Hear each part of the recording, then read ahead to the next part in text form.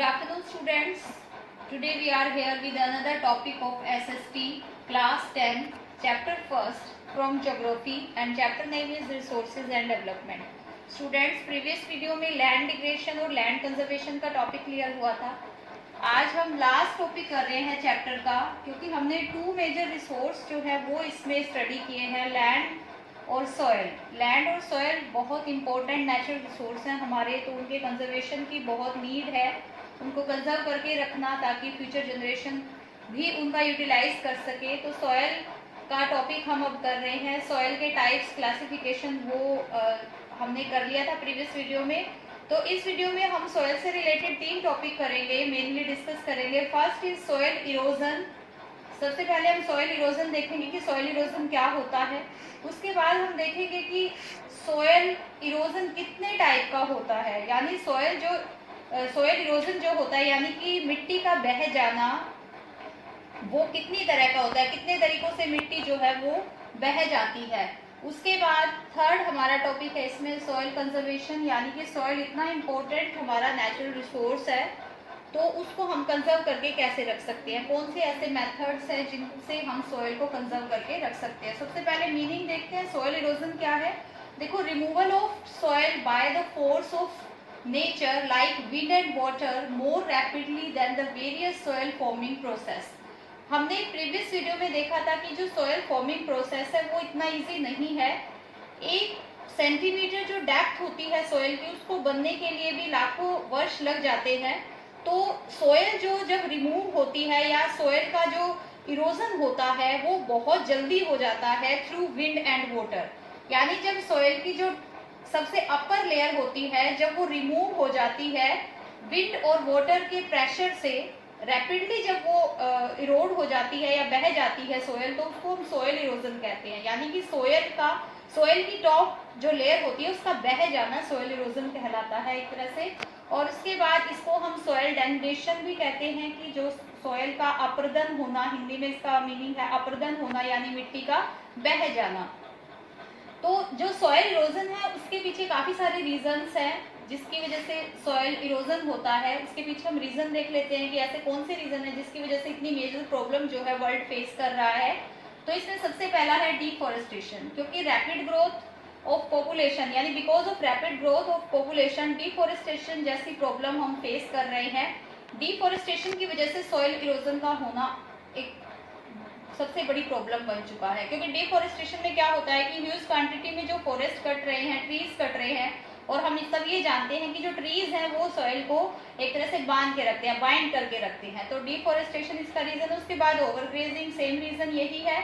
Access में जब overgrazing होती है तब भी सॉइल इरोजन हो रहा है.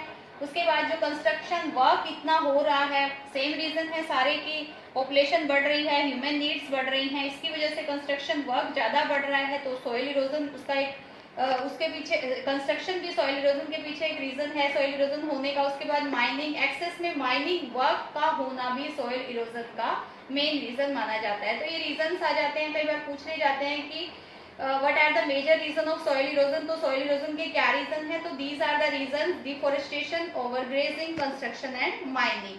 Next topic is types of soil erosion. अब जो सॉइल इरोजन होता है उसके कई टाइप होते हैं. हम इसको 3 स्टेजेस में डिवाइड करेंगे, फर्स्ट, सेकंड और थर्ड. जो फर्स्ट स्टेज होती है सॉइल इरोजन की, उसको हम कहते हैं शीट इरोजन. यानी कि ये फर्स्ट स्टेज है सॉइल इरोजन की, यानी मिट्टी के बहने की ये फर्स्ट स्टेज होती है. इसमें क्या होता है, जो टॉप लेयर होती है, मिट्टी की जो टॉप लेयर होती है वो बह जाती है, वो रिमूव्ड हो जाती है एक लार्ज एरिया से. यानी एक लार्ज एरिया जो मिट्टी की मेन लेयर होती है वो उसके ऊपर से खत्म हो जाती है. इसको हम कहते हैं शीट इरोजन. अब यही शीट इरोजन जो होता है ये कन्वर्ट हो जाता है, जो इसकी सेकेंड स्टेज है उसको हम कहते हैं रिल इरोजन. रिल इरोजन क्या होता है, एक तरह से ये सेकेंड स्टेज है, मैंने अभी आपको बताया. इसमें क्या होता है कि जब सॉइल की अपर लेयर जो होती है वो बह जाती है, तो उसमें क्या होता है, कुछ स्मॉल फिंगर शेप्ड ग्रूव्स हो जाते हैं, एक तरह से छोटे छोटे नालियां सी बन जाती हैं. जैसे कि मिट्टी जब बहती है, आप देखेंगे, कभी भी आप देखेंगे मिट्टी को, अगर जैसे पानी, काफी सारा पानी मिट्टी के ऊपर डालते हैं हम, तो पहले तो जो मिट्टी जो अपर लेयर होती है वो बहती है. उसके बाद क्या होता है, कुछ थोड़ा सी उनमें एक डेप्थ हो जाती है, यानी गड्ढे से बन जाते हैं, तो वो क्या होते हैं, वो रिल इरोजन होता है एक तरह से। धीरे धीरे ये रिल्स जो होती है ये बढ़ती रहती हैं, और ये रिल्स, ये ग्रूव्स जो होते हैं ये गहरे होते जाते हैं, यानी गड्ढे जो होते हैं वो गहरे होते जाते हैं। तो ये सॉइल इरोजन का सेकेंड स्टेज होता है इसमें। फिर उसके बाद क्या होता है, जब यही सिचुएशन और लार्ज बढ़ जाती है, एक तरह से डीप में चली जाती है, तो उसको हम कहते हैं गली इरोजन। यानी कि यहाँ पे हम देखेंगे कि फिंगर शेप्ड कुछ रिल्स बन जाते हैं, लेकिन उसके बाद जब ये जो रिल्स होते हैं, यानी ये जो गड्ढे होते हैं, ये जब एक अपना बिग शेप ले लेते हैं, गली की शेप ले लेते हैं एक तरह से, जब ये फैल जाते हैं तो उसको हम गली इरोजन कहते हैं। यानी जो रिल्स होती है वो टर्न इनटू गलीज, सो मैनी गलीज जो वहां पे बन जाती है, उससे इसको हम कहते हैं गली इरोजन। और जो गली इरोजन होता है उसके बाद क्या होता है, जो लैंड होती है वो अनफिट फॉर कल्टीवेशन, यानी खेती के लिए अनफिट हो जाती है। इस तरह से हम उसको बैड लैंड भी कहते हैं, क्योंकि उसमें बहुत सारे रेवाइंस हो जाते हैं। रेवाइंस होते हैं एक तरह के गड्ढे, नालियां सी बन जाती हैं, क्योंकि जब एक्सेस में वाटर और विंड का फ्लो होता है तो सॉइल जो है वो ज्यादा क्वांटिटी में इरोड हो जाती है, और वो लैंड जो है वो कल्टीवेशन के लिए फिट नहीं रहती। जैसे हमारे यहाँ पे चंबल घाटी है, वहां पे इसी तरह की लैंड्स, क्योंकि वहां पे जो गली इरोजन, यानी गली इरोजन इसका मतलब मेन रीजन है कि वहां पे जो लैंड है वो इस वजह से ही, ज्यादा सॉइल इरोजन की वजह से वो बैड लैंड में कन्वर्ट हो चुकी है। Students, now we are going to start over last topic, soil conservation. Soil erosion क्या है, उसका मीनिंग हमने पढ़ लिया, क्या रीजन है उसके पीछे वो हमने पढ़ लिए, कितने टाइप की सॉइल इरोजन है वो हमने पढ़ ली, 3 टाइप्स की, शीट इरोजन, रिल इरोजन और गली इरोजन। ये फर्स्ट स्टेज होती है सॉइल के इरोजन की, ये सेकंड स्टेज होती है और ये थर्ड स्टेज होती है। उसके बाद जब थर्ड स्टेज होती है सॉइल इरोजन की, तो वो लैंड जो है वो कैसी होती है, वो अनफिट फॉर कल्टीवेशन, यानी वो एग्रीकल्चर के पर्सपेक्टिव से सही नहीं होती।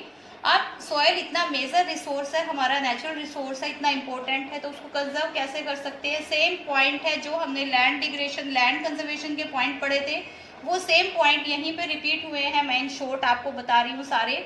हम क्रॉप रोटेशन करके सॉइल कंजर्वेशन को कर सकते हैं, यानी एक ही क्रॉप जब किसी पर्टिकुलर लैंड एरिया में ग्रो की जाती है तो उससे लैंड की फर्टिलिटी खत्म हो जाती है और सॉइल जो है वो अनप्रोडक्टिव हो जाती है। तो उसके लिए हम कर सकते हैं, क्रॉप रोटेशन कर सकते हैं, यानी हम चेंज करके क्रॉप को ग्रो कर सकते हैं, उससे हम सॉइल की फर्टिलिटी को बनाकर रख सकते हैं।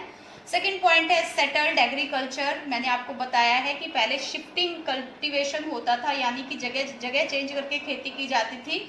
तो उससे क्या होता था, जगह जगह जैसे खेती करते थे, बर्न करते थे एरिया को ट्राइबल्स लोग, तो उससे सॉइल की जो फर्टिलिटी है वो कहीं ना कहीं खत्म होती रहती थी। सॉइल इरोजन जैसी प्रॉब्लम, क्योंकि वहाँ पर बहुत ह्यूज क्वांटिटी में जो ट्रीज को जलाया जाता था शिफ्टिंग कल्टीवेशन में, तो सॉइल को कैप्चर करके रखते हैं जो रूट्स होती हैं ट्रीज की, जब उनको एक्सेस में जलाया जाएगा, काटा जाएगा, तो सॉइल अपनी फर्टिलिटी को खो देती है। तो इसके लिए सेटल्ड एग्रीकल्चर की नीड है कि हमें सेटल्ड एग्रीकल्चर को प्रमोट करना चाहिए, जिससे कि हम सॉइल कंजर्वेशन कर सकते हैं।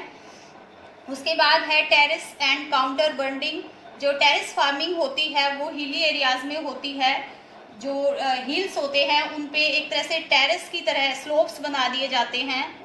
उसके थ्रू हम क्या होता है कि जो रेनफॉल का वाटर होता है उसको हम कंजर्व करके रख सकते हैं, जिससे कि सॉइल है वो एक तरह से अपनी जो थिकनेस होती है या अपनी जो कैपेसिटी होती है उसको कैप्चर करके रखती है। तो इसके थ्रू, काउंटर बर्निंग के थ्रू हम जो सॉइल को कंजर्व कर सकते हैं। इसी तरह से शेल्टर बेड्स है सेम एरिया, जैसे लार्ज एरिया में कोई एग्रीकल्चर वर्क होता है तो उसके चारों तरफ शेल्टर बेड्स, यानी जैसे हम बहुत सारे पेड़ ग्रो कर सकते हैं, बाड़ेबंदी इसको बोलते हैं एक तरह से। स्ट्रिप क्रॉपिंग, यानी जो क्रॉप पैटर्न हमारा होना चाहिए वो स्ट्रिप पे होना चाहिए, छोटी छोटी जैसे मेड़े बना देते हैं, उसके थ्रू हम खेती कर सकते हैं। इससे क्या होता है कि जो वाटर होता है वो एब्जॉर्ब कर लेती है सॉइल, और जब वाटर अच्छी तरह से एब्जॉर्ब करती है सॉइल तो उसकी फर्टिलिटी काफ़ी बढ़ जाती है, वो एक तरह से स्ट्रॉन्ग बनती है सॉइल। तो इस तरीके से हम सॉइल का कंजर्वेशन कर सकते हैं। और लास्ट इंपॉर्टेंट पॉइंट है अफॉरेस्टेशन। एक्सेस में हम पेड़ों को लगाकर, ज़्यादा से ज़्यादा पेड़ों को लगाकर भी हम सॉइल कंजर्वेशन कर सकते हैं। तो सेम पॉइंट है जैसे कि हमने लैंड डिग्रेशन, लैंड कंजर्वेशन के पॉइंट्स पढ़े थे कि लैंड डिग्रेशन को कैसे दूर किया जा सकता है। स्टूडेंट्स, सॉइल इरोजन और सॉइल कंजर्वेशन और लैंड डिग्रेशन और लैंड कंजर्वेशन दोनों ही टॉपिक इस चैप्टर के बहुत इंपॉर्टेंट हैं। और नेक्स्ट असाइनमेंट जो होगी आपकी वो असाइनमेंट वीडियो होगी जिसमें इन्हीं दोनों टॉपिक पे बेस्ड क्वेश्चन मैं आपको समझाऊंगी। वो क्वेश्चन आपने अपनी नोटबुक में राइट करने हैं। आई होप आपको ये टॉपिक इजी था, क्लियर हो गया होगा पॉइंट सारे, और इन पॉइंट्स को आप अपनी बुक में से डीपली स्टडी करेंगे। Thank you so much.